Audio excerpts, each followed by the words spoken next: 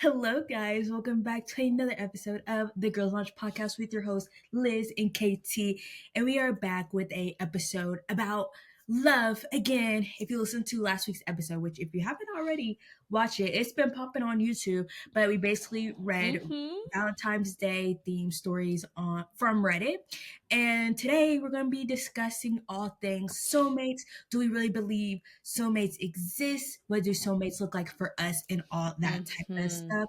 It's going to be a really interesting conversation. And thank you, ChatGPT, for helping us come up with topics to talk about. Actually, this episode was actually Elizabeth's idea because I remember she sent me a TikTok from a long time ago. She was like, "We should make an episode about this," and I had it saved. I had to scroll back through our messages and find it so I can rewatch it again. But yeah, that's what today's episode is going to be about. I was gonna say, I don't even remember what the TikTok was about, but just know TikTok inspired this episode. So it's out there doing good. And we may be single, but we're still out here celebrating. It's not just about like the couples and everything, it's also about the friendships. So, y'all, celebrate. Exactly. Do not sleep on Galentine's. But before we get into all of that, we're going to talk about what we've been up to, just like always. So for me, I feel like I need to have a public apology. I felt like my energy last episode in the beginning was so dead and just bleh, and I had to apologize to you guys because here's why. Little did I know that was going to be a beginning of a little, depresso espresso moment for your girl. But it's okay because it was only a couple of days. I feel like I'm out of it now. But from the last time you guys talked to me, besides being depressed, I had a chill work week. Honestly, this week is even chiller. I'm like, bet, because y'all, I was literally dying and all the homework I had to do not last week, but the weeks in the beginning of the school semester, and I let myself have the ultimate rot weekend. Honestly, I did lay in bed a lot, but I did make sure that I got out and did my walking and got some fresh air. But when I wasn't outside, girl, I was in bed, very much rotting, and I enjoyed myself. Watched a lot of TV, watched a lot of YouTube. Oh yeah, I forgot to tell you guys last week. Actually, I can't remember. I forget everything we talked about after we record. But I hate all my classes, and I think that's why I was spiraling last week. I went to call both my parents about it, and they're like, "Yeah, you already told us." I was like, "Ooh." So I'm gonna tell you guys, I literally think I hate all my classes, you guys. I think this week I am trying to go into it with more of an open mind because, I've come to terms with it, the 5 stages of grief.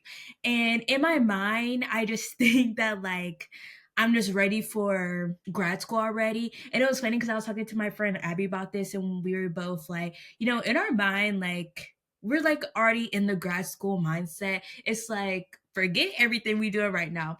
And I don't know, I'm just not a fan of my classes. It's just like for digital media, it's just like very much out of my element, very challenging.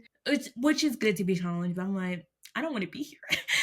I will say it is like cool stuff, but it's like it's probably not anything I'm gonna have to use as a marketer.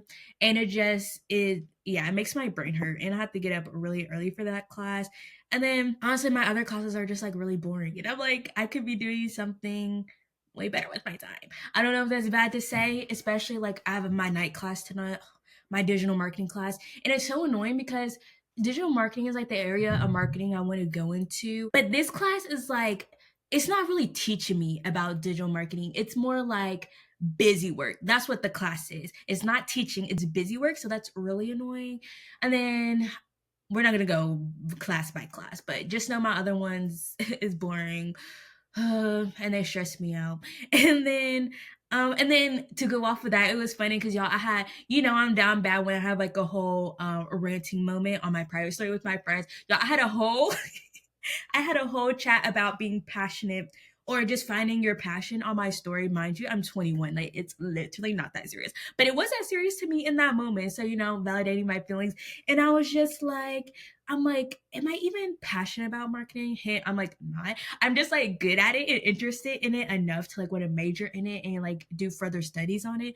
But I'm like, honestly, in the context of like the whole business world, like, mm, listen, I just want to have fun. Like, that's what I want my job to be, fun and travel. Now, does that say anything about marketing? No. So that's my point. just want to be a girl for my job, honestly. And Liz slid up and said that she related. So I was like, bet. Me and you, we see each other. So yeah, that's what I've been up to, spiraling, but we're doing better. And then I'm gonna give more enthusiasm to my Black History Month fact this week because I was dry. So again, I'm gonna say happy Black History Month to everyone who celebrates. Yeah. I've been having a great Black History Month. Like I don't know about y'all, but between the Grammys, and Beyonce winning at the Grammys, and then the Super Bowl halftime show. Yep, we are eating. And so my fact for today that this is posted is the NAACP was founded in 1909. I had to look over. I think that what it stands for is something about the National African American Colored People. I don't, is that what it stands for? Yo, I swear I know. Hold on, let's look it up real quick. I really hope you're right. Hold on, it don't put up some other stuff like no NCAA. Oh, then that's not what it is. NCAA Black people. Ah, okay. I was kind of close, you guys. It is National Association for the Advancement of Colored People. So I was kind of there, but yeah. So we're happy about that. And what they do, and we need it more than ever. I followed them on Instagram, and I think if you want to be in the loop with that type of stuff, you should follow them. I'm just thinking of African American colored people. Yeah, listen, you guys, I'm not the best when it comes to acronyms, okay? And then I just want to touch base on some of the things Kennedy said before I get into my part. But the classes thing, especially the busy work, so relatable. I swear, those classes just make it even harder to go to class. Like, let's just cancel the class. Why am I here if you're just giving me busy work?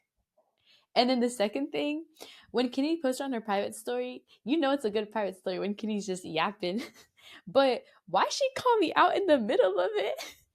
She was like talking about our friends and she was like, blah blah blah, like so and so is passionate about this and then this person's passionate about this, and then she was like, and Liz, and she's like, wait, what are you passionate about? I was like, not her calling me out. I'm so weak. Sorry about the call out, girl, but I just like, I don't think any of us plus Liz knows what she's doing when she comes back from Spain. And I don't want to put her on the spot so she can open up when it's her time. Technically she's still in school, so we'll give her some grace. But yeah, I had to call her out, of course, because I was like, wait a minute, what is Liz doing? Because last I heard, well, she was going to law school, but now she's not. So you now have the floor. And so with that, it's my turn to tell you guys what I've been up to. We'll talk about that on some other episode. Don't worry, guys. I won't keep you like all on suspense and everything, you know. I won't keep you on your toes. But in other news, I turned 22 this past week. Do I feel different? No. But I feel like if someone asked me like how old I am, I would still say 21. Like in my mind, I didn't age, you know? And then with that, I went on my first out of the country trip since I've been here. We went to London and it was a very quick trip. Like it was a weekend trip, but we got in late Friday night and we left early Sunday morning. So when I tell you guys, February 8th, Saturday, my birthday day, we was out and going since like 8 in the morning and we didn't get back until like 11 p.m. The way I walked 30,000 steps, 14 miles, a half marathon. Yeah, we hit everything on our list though. We did everything. We saw all of London, experienced the cloudy weather. Was it sprinkling? Yes, a little bit. Did it start raining? Yes, it did. But then after it rained, the rain was gone. Experienced the true London experience, you know. And we even got to see a little musical, so it was a lot of fun. I'll open. Oh, and I'm so sick, you guys. My little like power converter thing, because the outlets are different here. I forgot it at the hostel. I'm so sick. So I'm gonna go have to find a new one because the one I had, it had like different countries on it. It had USB, USB-C. It had everything I needed. And you know, someone at the hostel now has it. So I'll open it up for Kennedy because I know she always has some questions for me. Leave it up to Liz to leave stuff. If you know the black mini skirt. Yeah. I'm still looking for that black mini skirt. Mm. I think some basement demons have it, but oh my gosh, I'm really so jealous that Liz went to London. London is like one of my like top places. Y'all, I've been trying to get my family to go there because they want to go out the country, and my number one place is London.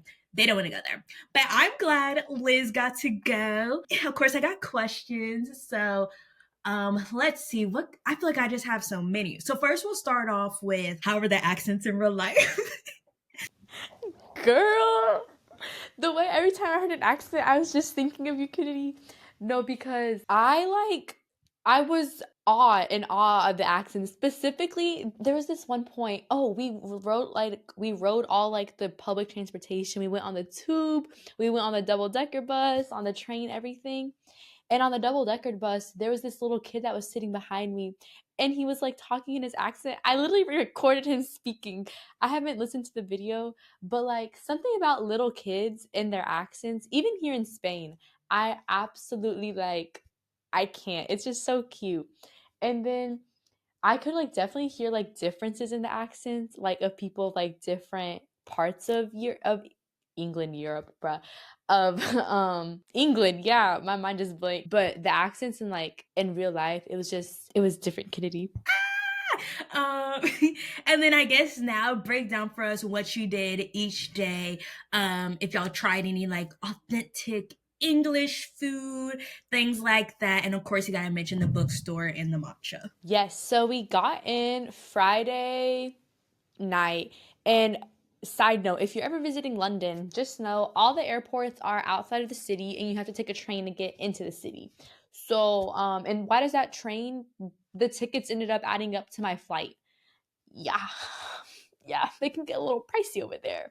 Also, everything in London compared to US dollars, by the way, for our listeners, it's expensive. I'm not gonna lie. Like whenever I would get the notification on my phone of it, like the charge on my card, it would like do the charge in dollars, and I'd be like, oh, because I was paying, and yeah, the conversion, it hurt. It hurt, you guys. But Friday night, we didn't do anything like crazy. We got into the hostel and everything, and we actually just went to like there was a Subway nearby us, so we went and we got dinner there because there's like a lot of things were like closed near us were closed already, and we were tired and we are gonna wake up early the next day, so we just got some Subway. Shout out Jill. Saturday morning, we woke up bright and early. We never saw the sun while we were in London. I want to point that out. When we left Spain, the sun was shining, and I didn't see the sun until I came back to Spain. But yeah, so the cloudy weather, the rumors are true. I'm here to confirm. And then for breakfast, we went to this little like breakfast place, and the two girls that I was with, they got beans and toast. I didn't get beans and toast because like I don't know, it just doesn't sound appetizing to me. It did come with other stuff, like it came with like eggs and like bacon or whatever. They said it was actually really good. I didn't try it because like I said, doesn't sound appetizing to me too much. But they said it was pretty good. They actually really enjoyed it.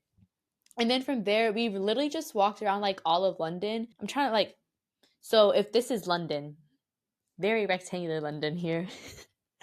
We were over here and we like crossed the bridge. We crossed which bridge? Tower Bridge. Tower Bridge is the pretty bridge. London Bridge is just like a plain old ugly bridge, by the way. But we crossed and then we like literally like looped around all the way to this side and then explored over here and then like went into other areas. But we saw like Buckingham Palace, Big Ben, the London Eye. Also, the guards at Buckingham Palace, why were they so far? I expected them to be like near the fence. No, it was like the fence, then the big courtyard, and then it was like the castle. They were standing like near the not castle, near the palace or whatever. And they weren't in red, they were in gray. Yeah, I know. Very odd. I did like get a video of me zooming in on a guy, and I was waiting for him to like blink or something. I did get him, I think, like itching his nose, not like itching it with his fingers or anything, but like moving his face to itch it. We did all of that. What else did we do? We went to like some park and everything. We went to, I'm definitely saying this wrong, Trafalgar Square. I don't know, but it's this like popular square, And then I didn't know this, but there's like Broadway shows in London, and it was cool because it's like New York where they have like the theater and then like the name of like what musical it is inside. So it looked really cool on the outside. We also went to Notting Hill. I haven't seen the movie, but one of the girls that I was with, she loves that movie, and we got to see like Notting Hill, see the houses, different colorful houses, the bookstore. The inside is literally just a regular bookstore, but y'all, I was like geeking because I was seeing like some of my favorite books, the covers in like the English cover, because if you didn't know, books have different covers, some of them, specifically like the Emily Henry books. I sent Kennedy a picture of me like holding them because the covers are just completely different. And also, I didn't know People We Meet on Vacation is a completely different title. Yeah, didn't know that. And then we went to Portobello Market, I think is what it was called, and walked around a little bit. We went to King's Cross Station, platform at 9 3/4.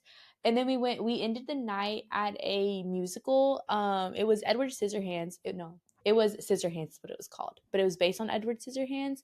I have never seen the movie, but I now need to watch it because the musical was really good. It actually took like popular like 80s and 90s songs and kind of like switched obviously like the lyrics around. So even though we had no idea what the music was, like going into it, we were like bopping and singing a little bit. And then we ended the night with some fish and chips. And we didn't go to a pub because we were actually like exhausted, but we did get the fish and chips. So we had to take a train back to the airport, right?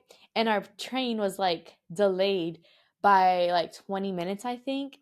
And Kennedy has told me that I need to go to blank space, right? Or Blank Street.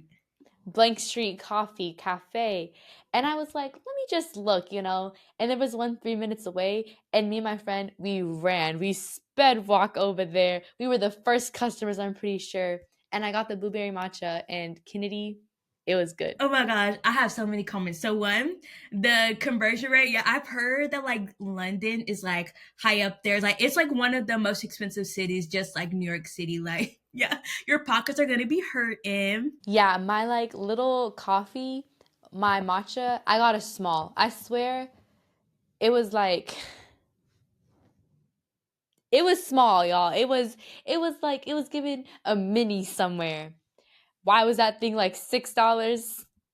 Yeah, That's actually insane, but at least it was good. that's what I'm saying. Like, I would have been so mad if it was like mid, but it was actually pretty good. Would I pay that on the regular? Absolutely not. But the once in a, I don't know how long, it was good. Yeah, they have some locations in America. I know there's a lot in New York City, and I'm hoping if I go to New York City this summer that I can try it because I need to try that blueberry matcha. If you watch Sophia and Chintzia, if you know, you know, I talked about them before on the podcast. They love the blueberry matcha at Blank Street, and I'm like, I need to try it before I die. And then the book thing, yes, I also heard that the ending of You and Me on Vacation, isn't that what it's called in the UK? Yeah, I heard the ending is also different as well. I think I forgot what happens at the end. Like, I think in the America version, like they get married or something, but in the English version, they don't. Yes, I completely forgot about that. I would have like flipped through and like read through the ending. And also, major L on your part list for not getting beans and toast. Like, honestly, beans and toast. I mean, I would try it, just like a little bite, but I definitely do think like English traditional food. Listen, I'm American. I'm used to my French toast, like, you know, fatty stuff. So beans and toast, honestly, out of anything, that would be the only thing I would probably want to eat because I don't do sausage, and they be having those thicko sausages, and I don't know what else they be eating, but I probably wouldn't like it. And that's like no disrespect, but like I just don't do meat like that. Like I love burgers and stuff, but like sausage, that's something I just can't wrap my head around that. I just want to know, like, I know it's stereotypical to like assume that they all eat that, but do they all eat that? Like, cause the portions they were like pretty big. I'm not gonna like it was a lot on that. Like, it even had fries. I'm like, no way people eat this on the regular for breakfast. For breakfast too. I will say my only knowledge of the British culture is from the YouTubers that I watch. And I will say, they actually do eat beans and toast.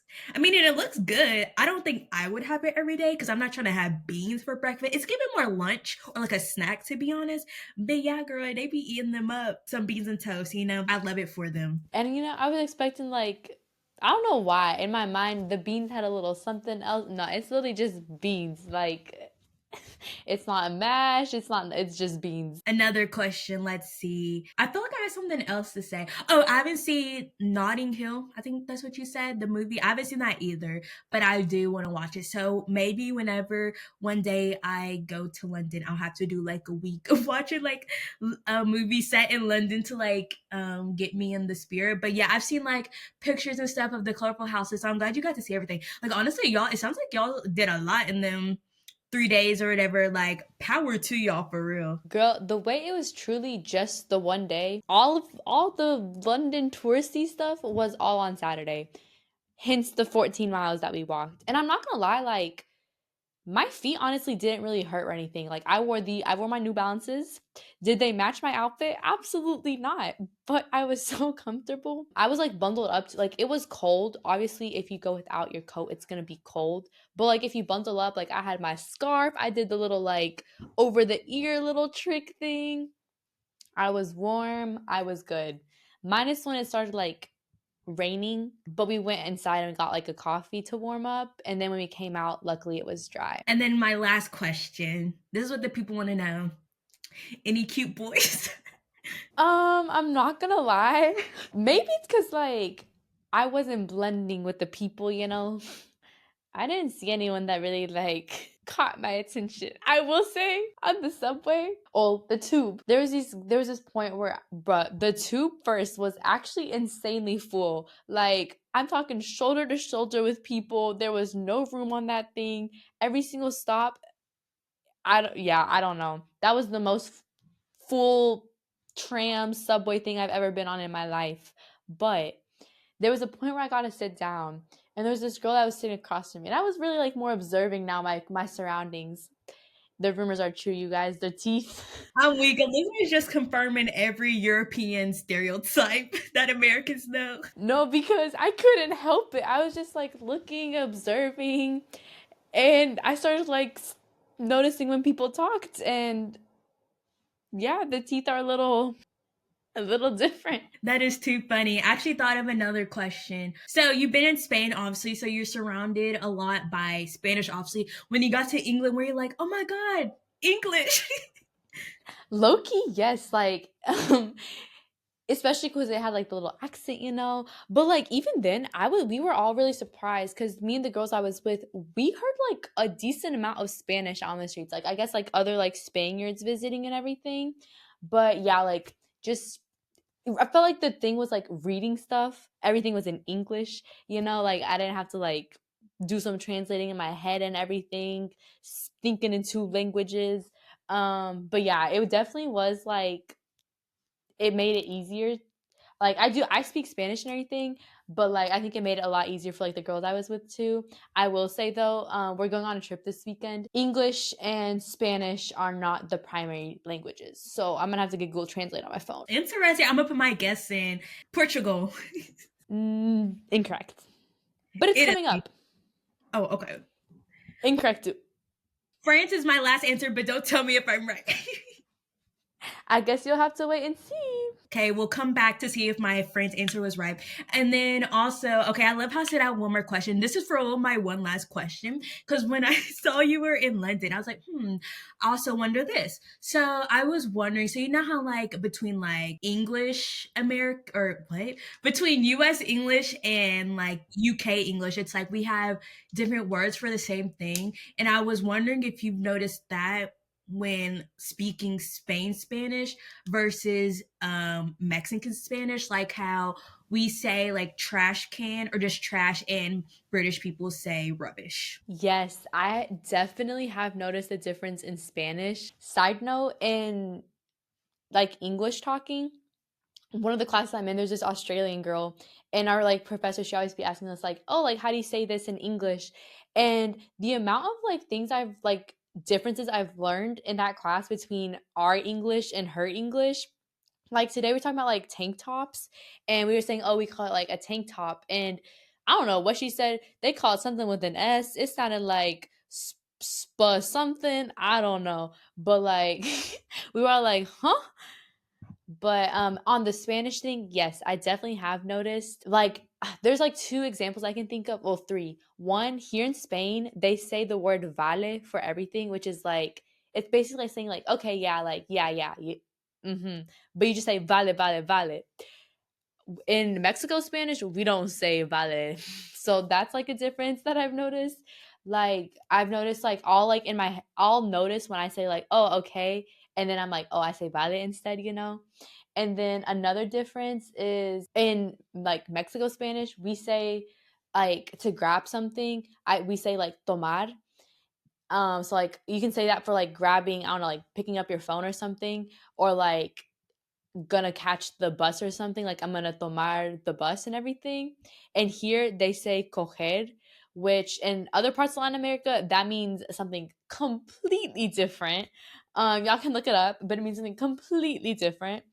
And then another thing that I've noticed is so like in my household and like Mexican households, like to respond to someone, you say mande. It's like the respectful form. Like if my mom like said like, oh, like Elizabeth, and I'm like, I wouldn't say like what, I would say like mande. And I remember like growing up, my mom would like yell at us if we didn't say that. If we said like what, she's like, I'm your mom, like don't just disrespect me and stuff. And here they don't use that word at all. I don't know what they say, but like even one time I was like out and about somewhere and I said that and someone like asked me like where I was from cuz like they don't that's like not something that they say here. But I definitely have noticed that difference. Oh, that's so cool. And I do know the word ballet, you guys. Thank you, Elite. Literally, I think the craziest thing is like seeing the words that I see in my favorite like Netflix Spain shows like in actual reality. Like when they be cursing and everything, I'm like, oh my gosh, I'm literally in my TV show right now. That's crazy. But yeah, sorry we were yapping, you guys, but I had to hear about Elizabeth's trip to London. Like, come on now. But yeah, is that all you had to share with us about your trip, Liz? One last thing, I did have a new experience on this trip. We've been staying in hostels for those of you who don't know, right? And this trip, our hostels, a lot of them range in like how many people are in the hostel, right? Some of them are like a 6 people, some of them are 10 people. Y'all, we completely forgot that we booked this too. Like we walked into the room, and why would we like? We were like in a 20 something bed hostel. Yeah, it was like bunk beds that were like 3 beds. Yeah. It was an experience, but you know, we only slept there, so I've never seen a 3-tier bunk bed before. never seen one before, never slept in one before. Yeah. Okay, I swear, you guys, I am not gonna keep the intro long, but I just remembered one more thing. It's just a comment about Elizabeth's birthday because I thought this was funny. So back to Elizabeth's birthday, and we're talking about Spanish, so might as well just talk about a Spanish song. So Este, I was gonna use that song for Elizabeth's birthday post. But I said, listen, I got some people that follow me that know Spanish. I said, let me look up the lyrics because I've heard. Now the song is when you translate it and you figure out what they're saying, it's not the most. And I was like, okay, let me look this up. I'm sure that's the case for a lot of songs I have on my foreign playlist because I obviously don't know what they're saying. I looked up the lyrics. I said, yeah, I can't use this. Because that's like, because I knew Elizabeth would know it's in relation to like the football edits. Like she would get it, but I'm like, people that follow me might not get the vibe. So I'm like, I think she's a different song. But anyways, I just thought that was funny. At first, I didn't hear what song you said, and then when you like described it, I immediately knew. Like immediately the lyrics came to me. Yeah. The, they do, but in Spanish, I swear, when they want to be vulgar, yeah. I was like, oh, so if you're like me and you can speak other languages, speak the lyrics before you, use it. So now we're going to get into our faves of the week. With it being Valentine's Day this week on Friday, it's only right that I do something that is related to that. So my friends and I, a year ago, we did like a little Valentine's weekend. and it was super cute. We cooked food together, had cute pajamas, and it was a vibe. And we made a Valentine's playlist or Galentine's playlist on Spotify where we all contributed songs that are just about love, friendship, just good vibes. And so I have been having that song on repeat for the past couple of days to just really get in that vibe of, love, love for friendships, family, all of that for the upcoming Valentine's Day. And it's perfect. We have such good songs on it. Literally, I was listening to Suddenly I See on the way back to my apartment to film this podcast because Elizabeth sent some memories, and I was like, oh, I missed that weekend. Not sure if it's gonna, make it out the group chat this year or I'll be there, but I have been having that playlist on repeat to remind me of the good vibes. No, because same Kennedy, once I like heard that song on the Snapchat memory I sent you, it's been in my head 24/7. But my favorite of the week, I think I've mentioned this before in the past as like something I've been watching, but it's this my voice just like went away. It's this podcast, and it's the El Luchador podcast. And I absolutely love this podcast, you guys. Like, it's a sibling trio, and it reminds me of me and my siblings a lot. And right now, it's a lot of the older brother and the younger sister because the middle brother's in college. But they do like weekly episodes and everything. And it's just very relatable for me specifically because they do like Spanglish in there a lot, or like they'll talk about like things that like if you know you know type thing. But it's also like just really funny episodes, I feel like, too. And the way every single Tuesday, I think, is when the episodes drop, I'd be listening to it when I get ready in the morning and everything. I like rewatch some of the episodes, but that's my favorite of the week. I will co-sign and said yes. The one episode I have watched from them was really funny. Yes, like I literally be laughing out loud watching it. It be having me giggling. And now onto our pop culture and trendy topics. We kind of have a little bit to talk about. So first, the Super Bowl. Go Eagles! I was rooting for the Eagles. I'm so glad they won. I kind of figured they was gonna win. Like I just had a feeling. And honestly, that's what the Chiefs get because they too, famous people they're known for. I feel like are Travis Kelsey and Patrick Mahomes, and they're Trumpers. So that's a curse. So we love to see that. And then the halftime performance, I personally loved it. It's funny because people are like, the new who did you vote for is did you like the halftime performance? I was like, that is so real. Like the people who get it, and the people who didn't, it's either because honestly they're the real people who need to be watching the halftime super or watching that performance, or the people who just, I don't know, they just complain and hate everything. But literally my digital media teacher today, she just I feel like she just wanted someone to hate the halftime as much as she did. Like she was like, I hate it so much, I don't like rap, and I'm like, it wasn't for you, but you're probably one of the people that need to see it. And people just saying it was boring, yada yada yada. I'm just like, if y'all didn't understand it, just say that because it was very clear to me and I loved it. No, same, Kennedy. I watched it this morning during my little break in my class. And I liked it. I really did. And I'm not even like, I don't listen to rap really. And so like obviously I know like Kendrick Lamar's like his like popular songs, but like even the ones I didn't know, I was still vibing. And I liked how like it was so simple, like performance wise. Like obviously the dancers are like doing their thing as dancers always do, but it didn't have like multiple like crazy stages. Like he wasn't suspended in the air. Like it wasn't anything crazy like past years. Like it was very simple in like performance aspect. But the compilation of all the songs, he ate that up. And then like I loved I forget his name, the guy that would pop up, what is his name? Sam L. Jackson. Yeah. Yeah. Uh-huh. And then just when he would pop up, and then Serena Williams, yeah, that caught me off guard. And then SZA vocals 8. Like I really like the performance, and it definitely like I feel like all Super Bowl performances have like some sort of social commentary, and I feel like the one this year obviously did, and I feel like it was like more telling with like the people in the audience, and just like everything that's going on and everything. Like it was very like even he like the things that he would say, it wasn't explicit, like it wasn't like direct, but it was like. Yeah, that's one thing I love about Kendrick is like I feel like rap gets a bad rep, which honestly is probably because rap is mostly by Black people, which honestly, you could probably say that, like, you can even like see that in the commentary when Samuel Jackson, or is it Samuel? I don't know, but he was saying like, oh, like too loud, too ghetto, da da da da, and then Kendrick Lamar, I'm pretty sure he performed, what did he perform? It was like Humble, I think, or maybe Squabble Up. But either way, I feel like it told a story. Like, he is a storyteller through his raps, and like, and even the beginning, he was said something about like, we're witnessing a revolution. It's the right time, but we picked the wrong person, stuff like that. I'm like, so you gotta listen.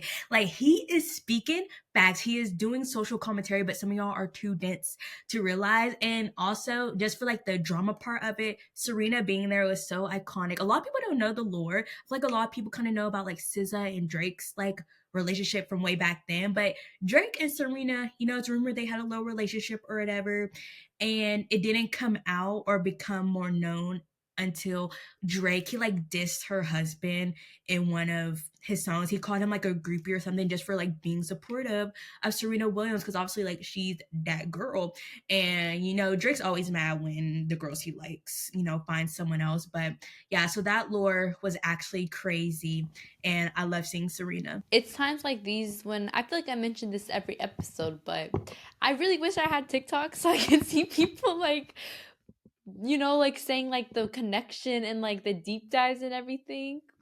Yeah, I like tried looking it up on YouTube and it wasn't the same. Yeah, another thing I like also, this is why we need TikTok, because even I watched it live, but so much is happening at once. So you like, you forget things or just zoom over things. But another thing that I didn't realize was when he said the 40 acres, 40 mules, it's bigger than this, something like that. So what happened was, back in the day of slavery, when slaves were free, Black people were promised, 40 acres and 40 mules or whatever, but obviously we didn't get that. So, there's like a lot of commentary in his performance. So I think if you lost, or not lost, but just, didn't pick up on all of them, because I sure didn't, it's definitely worth going back and looking at it.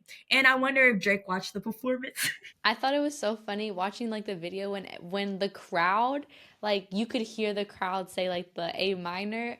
That part I was like, "Oh my gosh." And it was so petty, because he looked in the camera and was like, one part he says like, "Hey Drake," and he looked at the camera, just big old smile, and I was like, yes, I love it. I'm gonna have to rewatch because I definitely missed that part. Yeah, it was so good. I need to rewatch as well.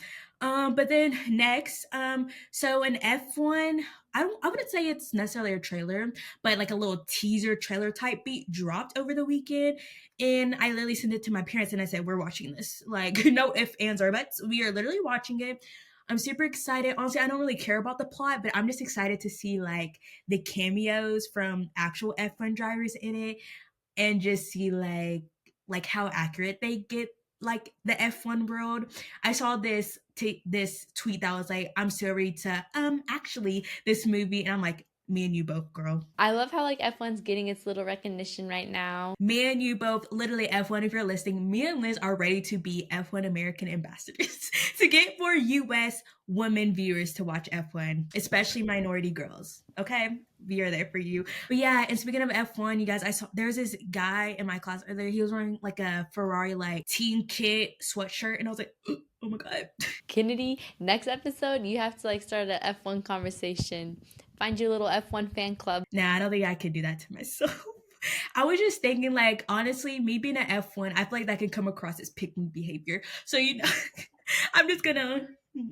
And then our next little trendy topic is that there's gonna be a Victorious spinoff on Trina Vega, which is the older sister, and it's in the works. And I'm very curious to see like how this is gonna turn out, because I feel like obviously the like demographic that watched Victorious is all like grown now. So like is it gonna be aimed towards them, or is it gonna be like towards a younger crowd? Saying, when I saw that news, I was like, that's definitely an interesting choice. I know a lot of people were like, obviously the main character of Victoria's probably should have gotten a spin off, but I'm sure she's probably been approached. But I definitely think it's gonna be an interesting choice, decision, show. I wonder if it's gonna be like the new iCarly reboot, where it was like catered towards more like our audience and a little older who watched iCarly. So yeah, that shall be interesting. I can't remember what it's supposed to be about. I think maybe she's a teacher at Hollywood Arts, but I'm like, she wasn't good. Like that was her whole storyline, was that like she got into Hollywood Arts as a fluke. So that shall be interesting. I do think it probably will be a funny show because Victorious was funny, but we shall see. I'm sure it's probably gonna be on Paramount Plus, I assume, because that's, you know, where Nickelodeon all that stuff is. But yeah, we shall see if this really makes it to the screen. Let's just say I'll be surprised if it's not a fluke. Me and you both, I won't be surprised if it gets canceled after the first season. But since we're already talking about TV shows, perfect segue into what we've been watching. So I actually watched some good stuff this weekend. Let me put y'all on. So I watched this newer movie on Prime Video. It's so good. I literally told everyone in my life to watch this movie. It like just came out. It's called You're Cordially Invited. It's on Prime Video with Will Ferrell and Reese Witherspoon. And basically, the synopsis of the story is Reese Witherspoon, like her character's sister, is getting married, and then Will Ferrell's daughter, who is like his whole life, is getting married, and they accidentally overbooked this cute little venue on Palmetto Island during the same weekend. And so they're kind of, you know, like battling out for like how are they going to do this, and it's so funny, you guys. It was the perfect mix of like feels of like what made early 2010 rom-com so good, but a modern feel. And it was so good. I literally told my brother, because he's talking to someone, not to put his business out there. I said, y'all need to watch this movie. Like, it's actually so funny. And then I know my mom likes these type of movies as well. So I was like, Mom, you need to watch this movie. So it's very good. Highly recommend. And then I finished The Sex Lives of College Girls, and it was immaculate. Like always. So just looked up You're Cordially Invited. We'll be watching that ASAP. I heard rom-com, say less. And it's number 2 in Spain. And then for what I've been watching is obviously, you know, Gilmore Girls as always. But I started a new season of Sweet Magnolias. And this is a show that like if you've gathered anything about me from like what I watch and like when I continue watching, when I obsess over shows, if there's a couple that I ship, I will see it through to the end. And that is me with Sweet Magnolias. Two of the like the kids or whatever, Ty and Annie. I have been shipping them since season 1, and I literally only watched it for them. And if they're not on the screen, it's background noise. And let's just say it's going so good. Do I wish that there was some more screen time for them? Yes, I just need them to be the main focus of the show. But I will finish the show for this couple. And unless if things go like down, then I just won't finish the show. But that's what I've been watching. You'll have to let me know if they end up together, because if they don't, I'm not picking back up where I left off. So far where I'm at, Kennedy, just keep on watching because it's going so good. I'll let you know when to stop. Say less. Literally, there's this one show called Baby. It's like an Italian show, and the people I went together, I found out they don't get together. So I said, I'm not watching this no more. If you guys are watching this, you can tell by my reaction that I am in the same boat as Kennedy. But if you're listening to it, literally, like when I found out that they weren't gonna be, I only watched 2 episodes. I didn't need to watch anymore. Forget the guy being cute. It's not worth it. No, literally, I said, well, this is my time to pick another show. And now we're gonna get into Song of the Week. Ew. I low-key hit that note. But my song of the week is Timeless by The Weeknd and Playboy Cardi. So I'm gonna play my favorite part. I know that sounds kind of controversial because what he says before that one line I said, but it's a really good song. And for my song of the week, it's by Kali Uchis, an oldie but a goodie. It's Moonlight, and I just love her vocals in this song. But here's like my favorite part of the song. And that's my song of the week. So now into the topic of the episode. We had a long intro, you guys, but just so much to catch up on. I'm so excited for this episode. You guys, like, you don't understand. I don't even remember the TikTok that I sent Kennedy. So Kennedy, why don't you refresh us on what I sent you? I ain't even gonna lie. I watched it about one time. Like, last week. But basically, like they just asked him about soulmates or something. That's all I remember. I think they might have asked him like, "Do you believe in soulmates?" Something, something, something. Well, so we're just gonna be talking about like soulmates in the spirit of Valentine's Day and looking at like different aspects of like what is a soulmate and everything. So let's start off our conversation, I guess, with like what is a soulmate to us? Do we believe in soulmates? I don't know. JK, I do know. To me, I feel like a soulmate is like literally your person, someone you connect with right off the bat, or maybe like a connection that might build off the bat. Cause you don't always know everything about someone when you first meet them, but someone who just literally is like your person. I definitely believe in soulmates. I don't believe that we have one simple soulmate, which I don't know if we get into that later, but I'll say that now that I don't think we just get one. And I feel like that's very evident. Like some people's like not to get morbid, but I feel like you just hear those stories about someone who's they found the love of their life, and then the love of their life died, and then they end up remarrying, and they're like just as happy. So I definitely think there are more than one people who we can connect with on this earth, considering there's like billions of people on this earth. And yeah. Yes, I also agree with everything Kennedy said. I think soulmates are like, it's just that person that you have that instant connection. And it's like more so than just like, oh, the same interest and everything. Like, it's a deeper type of connection. It's a connection I feel like on every level. I feel like when you're talking to them, you're like, it's like you're talking to yourself, kind of, you know? That's how I see it. And then I definitely think there's multiple soulmates. And there's like, I don't like platonic in the sense of like not I want to marry you type, you know? But like you still have that deep connection, that deep love for them. Like it's not just like acquaintances. It's like deeper than that. So you can have like soulmates that are like friends. You can definitely have like many types of like soulmates in your lifetime, I feel like. I agree. And then also, I feel like what ties into the soulmate conversation, which TikTok has introduced to me and Liz, is the invisible string theory. I would love for that to be my truth one day. I don't really know if that would ever happen to me, but I hear it happening literally so many times.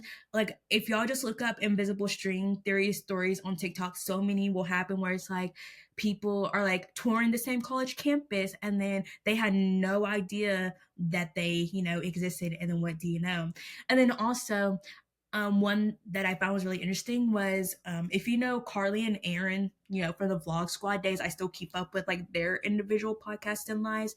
And Aaron is married to this guy named TJ. He's like the founder, owner of Emo Night, if you know what that is. And she was saying how like she was in the background, I think, of one of his pictures on like a dating website that like he used on his dating profile. And I'm like, what are the odds? Like you're like in that type of situation, it's just like you were literally meant to find each other. Yes, and like if you don't know what invisible string theory is, it's basically like two people, like your person, your partner, your soulmate, whatever it is, they're always present in your life, and like your paths are constantly like intertwined. So it's like there's an invisible string. Taylor Swift lyric here, but there's an invisible string tying me back to you. So there's a string like connecting these two people, and like a lot of times it's someone like you didn't even like think anything of them like as being like that person or anything, and then like something leads you on later on in life, and like you reconnect and you're like, oh wait, like you were there, or like that, you know, or like there's just something tying you to that person. And it's just the idea that like if it's meant to be, it's meant to be, and your paths are going to cross again. And I think it's I can't. I think it's like such a cute like theory, and it's just seeing it in like the stories, and like the stories of people like actually having this, I think is exquisite. So next we're going to kind of get into the topic of soulmate mixed with astrology. So we're each going to look up our zodiac signs and who we're compatible with, and we'll discuss with you guys what we find online. I'm really just going to do like a simple Leo romantic connection, like what is it called? Compatibility. Compatibility. Yeah. Okay, I'm typing in the same thing. I got mine pulled up. So I just looked up, I'm an Aquarius, for those of you who don't know. Aquarius romantic connection compatibility. And it says the little Google AI summary.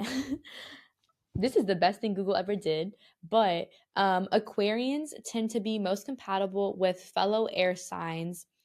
Such I'm gonna have to look up the dates because I don't know these dates, but such as Gemini and Libra, as they share a natural affinity for intellectual discourse and a desire for freedom. These pairings often result in stimulating conversations, shared visions, and a mutual appreciation for each other's unique quirks. And while I look up Gemini and Libra, Kennedy, feel free to read yours. Will do. So, according to, Google AI, it says Leos are most compatible with other fire signs like Aries and Sagittarius, as well as air signs like Gemini, Libra, and Aquarius, as they share a similar energetic and outgoing nature, making for passionate and lively relationships.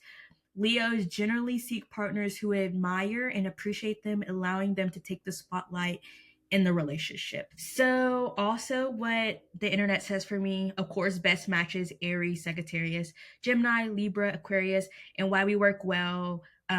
These signs share a love for fun, social interaction, and can easily keep up with Leo's vibrant personality. Some potential challenges is Leos can sometimes be overly dramatic or need excessive attention, which may lead to conflict if their partner isn't comfortable with that dynamic. Okay, so then mine said Gemini and Libra. And so I'm gonna tell y'all like the dates for those because I don't know the dates. But Gemini is May 21st to June 20th. And then Libra is September 23rd to October 22nd. My dad's a Libra. And then the dates for my top two were, oh my god, I'm like an old lady. Aries and Sagittarius, which Aries, I have an Aries moon and a Pisces rising. So that doesn't surprise me. And those dates are March 21st through April 19th. And my dad, he's an Aries. His birthday is March 30th, I think. 31st, something like that. And then second was Sagittarius, which is November 22nd to December 21st. I don't think I've met a Sagittarius. So, So I guess now we can like go into depth of like, do we agree with what these things say? I feel like for mine, I feel like it's pretty spot on, I'm not gonna lie. Like the whole the pairings often result in stimulating conversations, shared visions, mutual appreciation. I feel like I want someone that like I can have deep conversations with, and conversations that like build on one another and everything. And then shared visions. When I think of that, I don't know, I think of like just aspirations for yourself, not trying to just like be a couch potato, live at home, but just like having aspirations, things like that. So honestly, I think I agree with at least what the Google AI said. I find myself agreeing that I feel like those are qualities or like things that I would look for in a soulmate. I'm going to be honest, I don't know. Cuz I don't know, like I don't know if I would necessarily want someone who's at the same level as me. And at the same time, while I do feel like I embody a lot of Leo traits, I do feel like I also embody what? I feel like I also embody more of like my rising and moon traits, especially rising, because that's a Pisces and they're more, chill. And I feel like I'm very chill at times, but it can be also very energetic. And I feel like in a relationship, I wouldn't necessarily want to be the one taking the spotlight, but I definitely do think I want someone that shares a love for fun. Like, you can't be like someone who doesn't want to do nothing because that's going to be me as well. And, I feel like I can't have someone that's too similar to me. And I'm not a big social interaction person, to be honest. Yeah. I don't know if I would say that I look for those traits. But I also scrolled down. It does say that Leos may also gravitate towards Tauruses and Scorpios, which I used to be besties with the Taurus, Taurus, I think that's the word. And two of my besties are Scorpios. So I'm sure that can also correlate into romantic as well. But honestly, I don't know. We'll have to see because I feel like I realized about myself that what I really say is my type. I've noticed I feel like yes, I gravitate towards people who look like that, but then also at the same time are nothing like what I would normally go for. I'm like reading more of mine, at least it's like showing me a little bit more in depth over here. finally figure out where Kennedy was at. But it's talking about how like together, like the Aquarius and like for example, like Gemini on here, it like together it's like more like just fun conversations and everything that I feel like the Aquarius doesn't have with other people is what it says, which I don't know, that's kind of sounds a little too familiar right now. But I don't know, I think it's like a good balance of the two, I feel like what I see on here. And I just, as I was scrolling while Liz was talking, I found this subreddit for Leo astrology. And the title was, in all seriousness though, which sign is Leo's life partner? And I'm not in the actual thread, but I'm just looking through like the top answers. And I am seeing a Leo being married to a Scorpio for 19 years, a Sagittarius, an Aries, another Scorpio, Sagittarius. So maybe I need to start looking for Sagittariuses and Scorpios. So that brings us into the next question. Do we find ourselves being drawn to these zodiac signs or zodiac types? I feel like for me, I'm gonna be so honest, I don't really keep up with astrology and like zodiac signs and everything. So I just know my date and then I'm not like out there like, oh, like when are you born? Oh, we're not gonna work out type, you know? But I do think it's fun to like look at the signs and like then see. Even my host mom, she was telling us, she was like, the first thing you need to do is find out the dates and see if you're compatible with them or not. And I was just like, I just thought that was funny. But I feel like, at least for the two that I got, Gemini and Libra, I feel like I actually don't know a lot of people with those birthdays. I'm not gonna lie. Yeah, for me, it's gonna be a I don't know. I feel like I just don't know people's birthdays. That is something I'm actually bad about. It takes me years to remember people's birthdays, even people closest to me. So maybe once I get into the dating world, I'll have to come back and let you guys know some updated thoughts about that. And then our like last little question for like the zodiac part of this is, do we think zodiac compatibility can predict a soulmate connection? I would say yes. I don't know. Why not? I feel like to me, like I wouldn't say I'm like super duper into astrology, but I do think like a lot of people are what they think about astrology is like what you see on Instagram. But like I really do believe there is like a connection between the time we're born and like the stars, the moons. Cause I'm like, if the moon can move the waves, what makes you think like the sun, moon, stars doesn't affect human behavior? You know what I mean? That might be a little woohoo for some people, wooey, whatever. But I definitely think there is something there. So I do think, in a way, yes.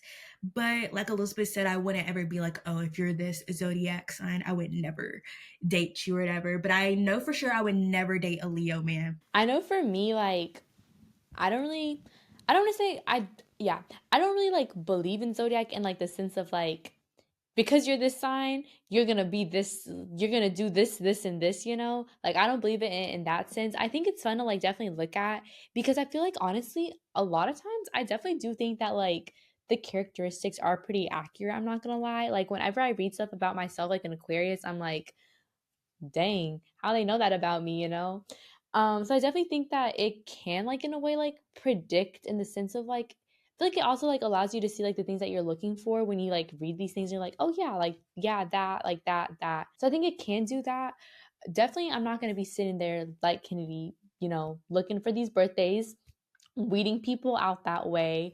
But I think it's a cool way to like definitely get to know the person, especially when it's like things like this, because you're I don't know, I feel like these are things that you know, but you don't really like you don't put into words these things about yourself. So if you can like look something up about someone this way, I think it's just like a fun little thing to do. And I definitely think that there is like couples out there that are like zodiac compatible and like they're doing great, you know. I definitely do think there is some truth in it all. So now we're gonna kind of move into some other talking points that didn't necessarily have like a big theme, but all in the theme of we can talk about relationships and soulmates. So first, well, we've already went over our thoughts about one or multiple soulmates, but next is love at first sight. And I feel like this is perfect because I feel like a lot of people would think like your soulmate is like love at first sight, but low-key, I like not low-key. I actually don't believe in this at all. Cause for me, yeah, looks are cute or whatever, but like you have to have the perfect balance of looks and a personality. Like you know how many hot people there are, but once they open their mouth, they're ugly. So I really don't believe in that. I Personality is a big thing for me. I'm in the same boat as Kennedy. I do not believe in love at first sight. I feel like I was just thinking about it. I feel like it's more so like attraction at first sight. Because and I don't know if I said this on the podcast before, but I have talked about this to Kennedy, and I stand by this statement that you are lying. You're lying to yourself and to others if you say that looks aren't everything. Yes, looks aren't everything, but looks play a major role. If you're the kind of person who's like, I would only date someone for their personality, why are you lying to us? Because there has to be a physical attraction. Like there has like we're humans. It's part of like our wants and our needs and everything. So you're lying if you say that it's only the personality. So I definitely do think that like attraction at first sight is a thing. And then I think that can build into love at first sight, but like on a deeper level. Yeah, if you say you would date off of just personality, you're literally a liar. I can't trust you. I'm just like when people say that, I'm like, that's really a friendship, a connection with no attraction, a friendship. Listen, don't hate me. That part, and people just don't want to differentiate between a relationship and a friendship. Like, y'all can have a great personality and be friends because there is no physical attraction. Like, there has to be a physical attraction. You have to find each other attractive. Exactly. This question was brought to you by ChatGPT, and this was: do you think soulmates have to be in your life forever, or can they be temporary? I think as much as it hurts, I think that they can be temporary. I think that I don't know actually. Now that I'm like, was it really a soulmate if they're temporary, you know? You know, I'm switching up my answer. Y'all getting live reactions of my brain working. I think that soulmates are forever in the sense of like they're going to be there forever unless like, you know, death comes in the way. Or yeah, because if not, then they're not truly your soulmate, because that soulmate's that person that you're always going to have that connection with. I guess if they're not there forever, they weren't a soulmate and they were more so a lesson. That part, I was gonna say like, I actually disagree with Liz, but I actually do agree with her. Yeah, I do not believe in that. Like, if they're not in your life anymore, then they weren't a soulmate. Like, I like that's the same vibe as like, right person, wrong time. No, they weren't the right person because it would have been the right time any like no matter what, like you could have got through the hard stuff, whatever. Like, I do not believe in that. You can tell me all your success stories, that's the exception, not the rule. Okay. Yeah, like Liz said, like they were a lesson and not a soulmate. And if anything, if it was like a right person, wrong time type moment, y'all just got invisible string. Invisible string theory out there. No, that part. But yeah, I don't think they can be temporary. Like your soulmate is that's your person. I definitely do think that you can like confuse people for being a soulmate, especially because obviously there's people that are going to be in your life for like a while and then out of nowhere they're not. They just weren't a true soulmate, you know. With that soulmate, nothing comes in the way. Like y'all are tight. That part, I definitely do think people can, once like attraction and stuff gets involved, I think people get confused. Like, is it attraction or like are they really like your person? Because I feel like when you get into that, you can kind of like just dismiss a whole bunch of stuff because you just like them so much. But then, once things get bad, I feel like that's when you really see the true colors. Yes, like once you stop seeing just the physical, that's when it gets real. And next is, do we think soulmates just know, like there's just an unexplainable connection? And I feel like yes, because listen, if you're not new here, we've done episodes about what's it called, our like views on relationship as single friends, and I feel like I always contribute a lot of things that I know or not know, but I assume of relationships from my friendships. And it's just like all of my friends who are like my true friends, it kind of just like happened. We just knew we were gonna be friends. And then obviously the ones who weren't meant to be my true friends, they fell off. So I assume that's how it would work in an actual relationship. Like, you just know. I feel like you just know, like you're just connected in the beginning. You might not realize, like, oh, like we just vibe so well. And then years later when you're married, you're like, oh, I know why. Yes, I definitely think it is a when you know situation, you know, like I feel like you're not going to have any doubts in your mind when you have that soulmate. Same with like those friendships and everything. Like you're gonna have those friendships, and I feel like in the back of your mind, even though in the moment you don't want to see it, you'd have those like doubts, and when you look back at it, you're like, I should have trusted my gut. But like with those soulmates, and like same with like those friends that are like that are your soulmates, like you never have any doubts about your friendship. There is never like anything in the back of your mind that's like, but what if, or like what if this, like no, like you know that you are good, you're good together and everything. So I definitely think like when you meet that person, you're gonna know, and they're gonna know too. That part, like when, no matter it's romantic, platonic, whatever, when the right people are in your life, you will just know because you'll be at peace. You'll have no doubts in your mind. You'll have no anxiety about anything. Like I'm just thinking about all these stories I've heard from other people where it's like, let's say, like their ex gave them so much anxiety, yada yada yada, and then they meet their soulmate, and it's like they were instantly at peace. Their first date was like as if they'd known each other for their whole lives, and they just connected so well. And I just feel like when it comes to like when it comes to other relationships in your past, you might be like, you might have been just so confused about certain things. But I just think when it's the right person, there's no confusion. Like it's like your soul just already knows, and you just get into whatever connection so naturally.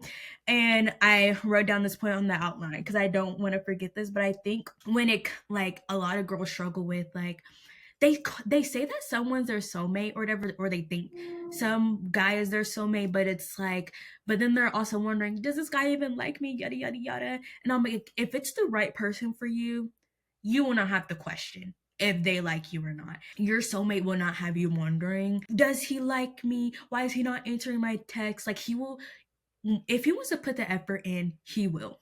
And your soulmate will. That part. I think like when you meet that soulmate, I'm speaking from like my platonic friendships and everything and relationships in my life in that way. But I feel like when you meet that soulmate and everything, you're just like at peace, I feel like, with that person. Like you could have everything in your life going wrong and you could be stressing and have so much anxiety, but when you're with those soulmates, it's like you're perfectly fine. Like you're healed for that like period of time that you're with those people and everything, because it just, everything clicks and it works and it goes well. Even if everything's going wrong in your life in that moment, like you're good. And I feel like that's the sign, especially in like a romantic relationship, when you're with that soulmate, everything's gonna be fine and you're gonna get through things together. And it's someone who's gonna like push you. So I feel like you know when you meet that soulmate. And if there's like any pit in your stomach that's like any little ounce of doubt, trust that ounce of doubt. Because with that soulmate, you're not gonna have that. You're just gonna click and everything. And like I know I'm speaking from like with my best friends and everything, and like my family that I feel like are soulmates and everything. I never have those like moments of like, but what if like I did this and like that bothered them or something? Like I know that like it didn't. And I know like I can freely talk to them about things like that. That part, like, you're just naturally your authentic self, whereas you might think other people you've had in your life, it's like you kind of had to like downplay other parts of your life or just show up not as authentic. Yes, it's all about your authentic self. And like, I feel like, yes, you're still gonna have those nerves and everything. Like, you're gonna have those butterflies, but they're gonna be good butterflies, I feel like, with your soulmate. And they're not gonna be like, oh, I don't know what to talk about, like, blah, blah, blah type of, but it's more so like, I'm like nervous, like, how's it gonna go? But it's like, at the same time, you're not like anxiety ridden by it. Yeah, and I will say a part of that why I get so nervous even thinking about getting on like dating apps and like going on like my first date is just like, what if I don't connect with them, blah blah blah, blah, just having all those nerves, like what if they're not my person? But it's like, if they're not, that's totally fine. You know what I mean? And that person will come my way eventually. Eventually. I don't know why I can't say that word today. I swear I know how to say it any other day. But I know they will come my way someday, so I shouldn't stress about it. And I just need to keep in mind that like when I know, I know. Yes, when you know, everything just like will click, I feel. That's like, I'm also like, me too, Kennedy. I'm like, when it happens, it happens. And if it works out, it's going to work out because it's going to be the person. Like, I'm not stressing about it.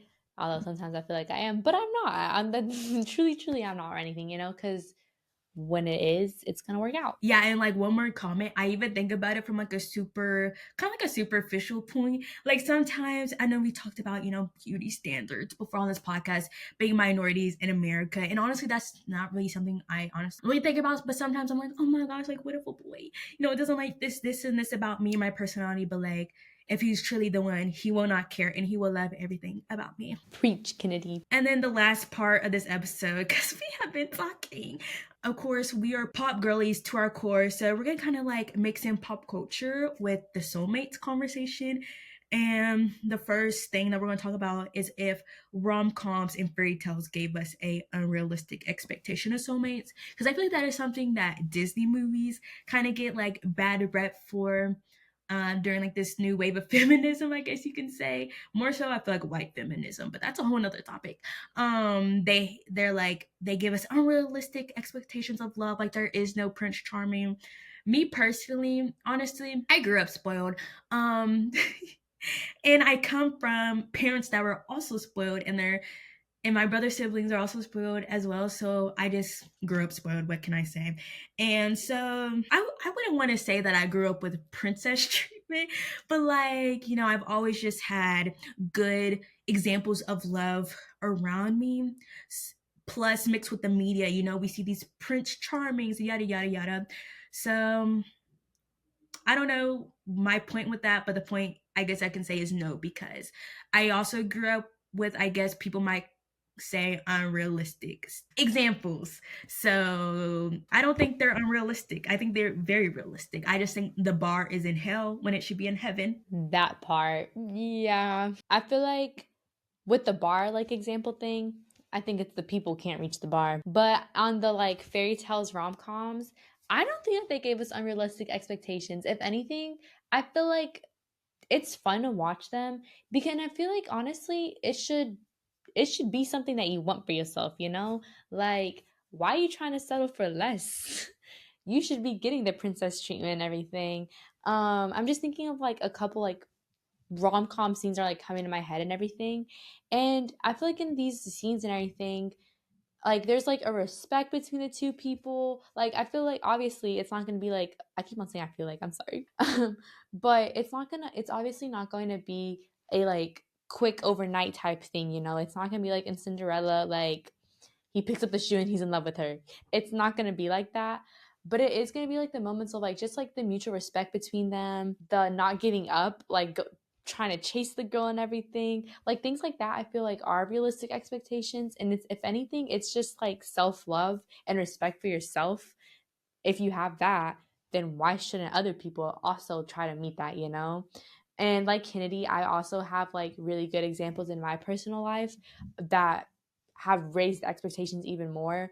If anything, I feel like the expectations I have don't necessarily come from like rom-coms and fairy tales. I think it's fun to watch them, specifically rom-coms, to see it play out and everything in different like fonts and different like perspectives and everything. But most of like my expectations come from like my personal experiences. And yes, there is things that I've taken from like a book or something like that, you know. But again, it's just like Kennedy said, our bars are not too high. Our bars are really the bare minimum. Like I just think one time, me and Liz got caught out for being hopeless romantics a long time ago, and it's like it's not, we don't even have like unrealistic expectations. Like if you break down what me and Liz and other people that get called hopeless romantics are looking for, it's literally like Liz said, basic respect and truly the bare minimum. Like we're not out here like we want this man who spends thousands of dollars on me, blah blah blah. But like my favorite scenes from like rom-coms, or like the favorite like things I see from like my parents or like my grandparents, is literally the simplest like acts of love. Like for example, like I love a good book boyfriend taking care of the female main character when she's sick, or just doing something little because she loves it. And just like I think about just doing little things that helps them out. Like like this is very like funny but like cute, I feel like. But just like when my dad turned 50, my mom did this whole setup in the living room with 50 like balloons, a card, and like confetti, and like his favorite candy, and a cute little card, things like that. I remember she sent us that picture, and I literally started crying because it was just so sweet. And then, like, let's see, my dad, he knows that my mom gets cold, so he bought her a space heater, which I helped him buy it. But just like the little things like that, I just love. And then I think about like how I've been treated. There's this one example I think about. I'm just like, I do not deserve my parents. But my parents, when I was younger, like elementary school, so they would drop me off at school. It would be when it was cold. They would like put my like socks and pants in their dryer so they would be warm when I put them on.